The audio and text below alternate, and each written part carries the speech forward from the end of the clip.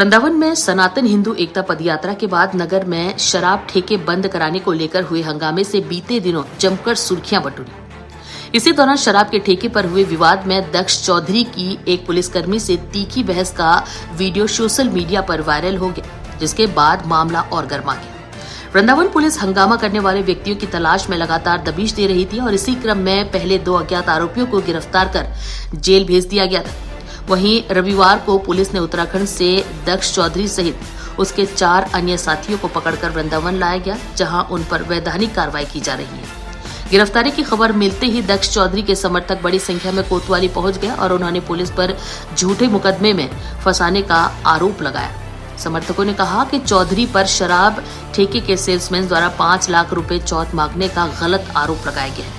समर्थकों की ओर से बवंडर बाबा ने कहा कि यदि हंगामा हुआ है तो उसकी कार्रवाई हो, परंतु चौथ वसूली जैसा फर्जी आरोप न लगाया जाए। और इस दौरान कोतवाली परिसर में कुछ देर तक तनाव का माहौल बना रहा, जिसे देखते हुए पुलिस ने भीड़ को खदेड़ते हुए शांति बनाए रखने की अपील की।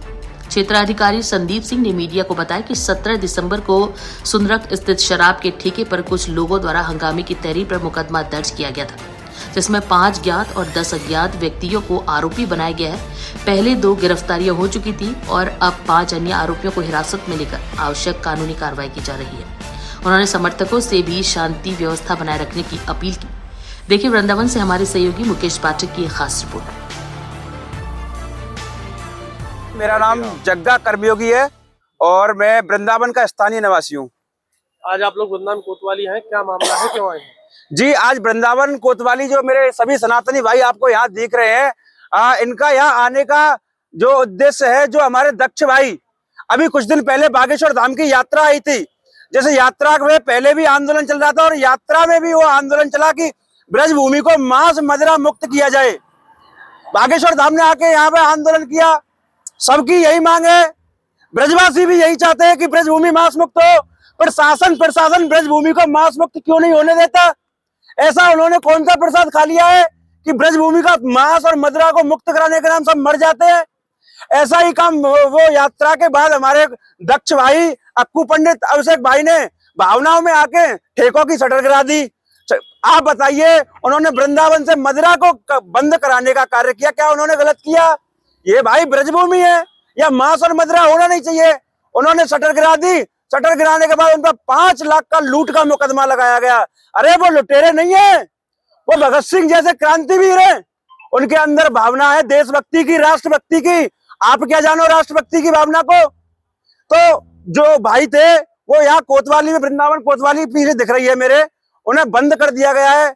मेरा सभी प्रवक्ता, कथावक्ता, जितने भी हिंदूवादी नेता, सभी से मेरा यही अनुरोध है, यहाँ आइए, भाई को छुड़ाने का कार्य सभी सनातनी भाई कर रहे हैं और आगे भी ऐसे सनातन के लिए कोई कार्य करेगा, उसे छुड़ाने के लिए कार्य किया जाएगा। और मेरा सभी से एक ही विनती है, ब्रजभूमि 4 को बंद कर दो, 40 को बंद कर दो, कोई फर्क नहीं पड़ता। ब्रजभूमि मांस मुक्त होकर रहेगी, मदिरा मुक्त होकर रहेगी। इसे मदिरा मुक्त, मांस मुक्त करने से कोई रोक नहीं सकता। एसओ साहब से मिले या क्या प्रतिक्रिया दी? जी, एसओ साहब से हम मिले हैं, बात की है हमने। अभी प्रशासन जो कह रहा है वो कह रहा है कुछ भाइयों को हम अभी छोड़ देंगे और कुछ भाइयों को सुबह छोड़ेंगे। अभी तक तो किसी को नहीं छोड़ा, पता नहीं आगे छोड़ेंगे या सुबह छोड़ेंगे। जैसे भी है, आगे की प्रक्रिया जैसी होगी वो आपको भाइयों के द्वारा मिलती रहेगी।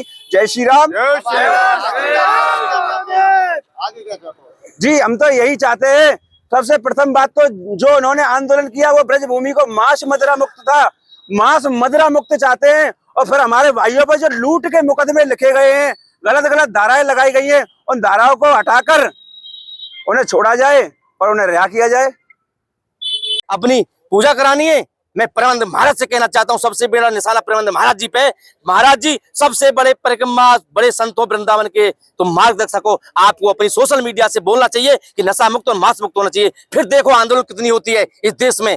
आपको एक बार बोलना पड़ेगा, क्योंकि संत हो आप सनातन समाज के, हिंदू समाज के इस पावन भूमि पे तुम्हें बोलना पड़ेगा। नहीं बोलते तो तुम साईं बाबा नहीं हो, मुसलमानों को भी गुरु नहीं हो ना सनातन की। जब सनातन ही नहीं बचेगा या धर्म ही नहीं बचेगा तो तुम किसके संत हैं? तुम्हें मौलवी संत नहीं मानने वाले, तुम दूसरी की भलाई में मत रहो। संतों को रोडों पे आना पड़ेगा, संतों का आह्वान होना चाहिए, रियल में होना चाहिए। दारू का आह्वान 24 घंटे में बंद हो जाएगा।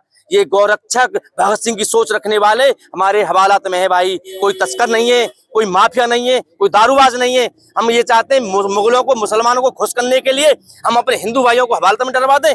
हमें किसी की भलाई नहीं चाहिए, हमें किसी का वोट चाहिए, न किसी की सपोर्ट चाहिए, न हमें किसी के यहाँ जाना। हमें यह वृंदावन की ताकत रोडों पे क्यों नहीं आई? आप कैमरा घुमा के देख लो, 50 से ज्यादा नहीं 30-35 लोग हैं खाली। 30-35 लोग भी पर्सनल अपनी मीटिंग पे आए हुए हैं। ये लोग सनातन को जगाओ, आपकी मीडिया में ताकत है तो ये मीडिया की ताकत पूरे देश में दिखाओ। वृंदावन का संत क्यों चुप बैठा है? मांस मुक्त क्यों नहीं हो रहा? साक्षात भगवान ने अवतार लिया यहाँ युद्ध भूमि, युद्ध स्तर पे कंस को अविनाश किया। बोलिए। कुछ दिनों पहले अनिरुद्धाचार्य यहाँ पर भी अनिरुद्ध चौधरी को देखा है, क्या उनका कोई समर्थन मिला? किसका?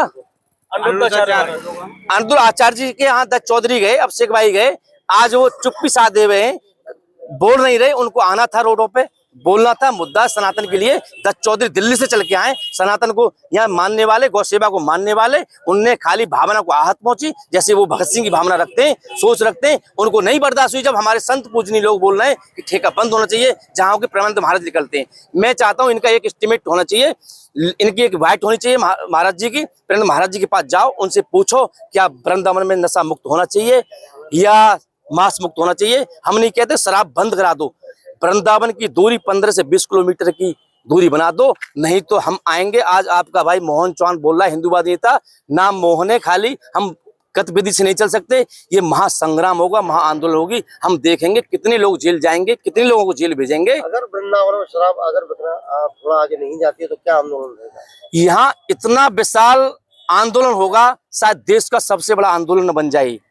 खाली हम शराब बंद नहीं करें, यहाँ शराब ब्रज परिक्रमा से 10 किलोमीटर की दूरी में होना चाहिए।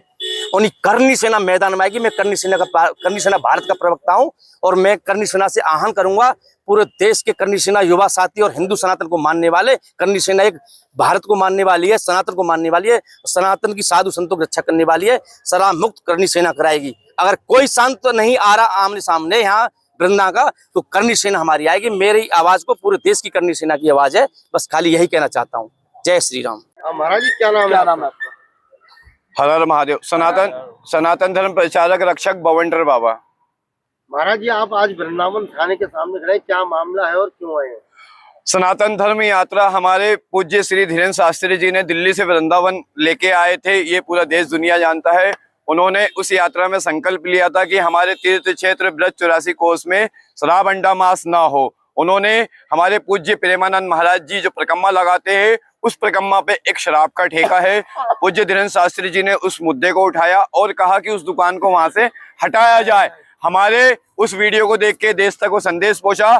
दिल्ली से हमारे सनातनी भाई दक्ष चौधरी, हमारे भाई अभिषेक ठाकुर, हमारे भाई अक्कू भाई और हमारी सनातनी टीम दिल्ली ने आकर वहां की दुकान का शटर बंद करा और उसको बंद कराने का कार्य किया। किंतु उसके अंदर पुलिस के द्वारा उन पे लूट लगाई गई। दक्ष चौधरी, अक्कू पंडित, अभिषेक ठाकुर ये सच्चे सनातनी है। भगत सिंह, शिवाजी महाराज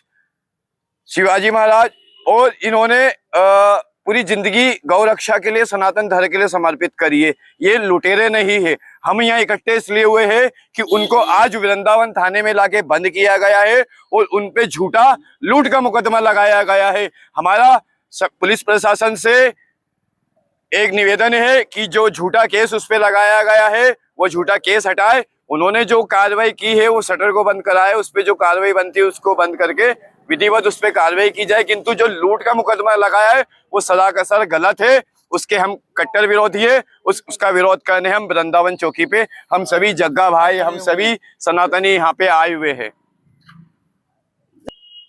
महाराज जी ठेका तो शासन प्रशासन द्वारा दिया जाता है, तो ये बात प्रेम से भी हो जाती है? शासन प्रशासन द्वारा दिया जाता है तो हमारे कुछ युवा उनकी कुछ गलतियां हो गई तो हम उसको स्वीकार कर रहे हैं और जो विधिवत न्यायालय कार्रवाई है वो उनपे की जाए। किंतु जो यहाँ के एक वीडियो पूरे देश ने देखी है कि उनपे 5 लाख की लूट का झूठा मुकदमा लगाया गया है, तो हम उस झूठे मुकदमे प्रशासन उसके एविडेंस दे कि किसने उनको रुपए दिए हैं, कैसे दिए, उसके फोटो वीडियो कुछ दे, उसके आधार पे उनपे मुकदमा लगाए। आज हमें जानकारी प्राप्त हुई है कि उनपे लूट का मुकदमा लगाया गया है, तो हम इस मुकदमे के सरासर खिलाफ है और हम आखिरी सांस तक सभी सनातनी हमारे सनातनियों के लिए खड़े हैं और हम सभी सनातनियों से मांग करते हैं कि जो ये गलत मुकदमा लगाया है इस पे शासन प्रशासन से बात करके इस मुकदमे को हटाया जाए। महाराज जी, अब आगे क्या अगर बात डीएम साहब को क्या कार्रवाई करेंगे?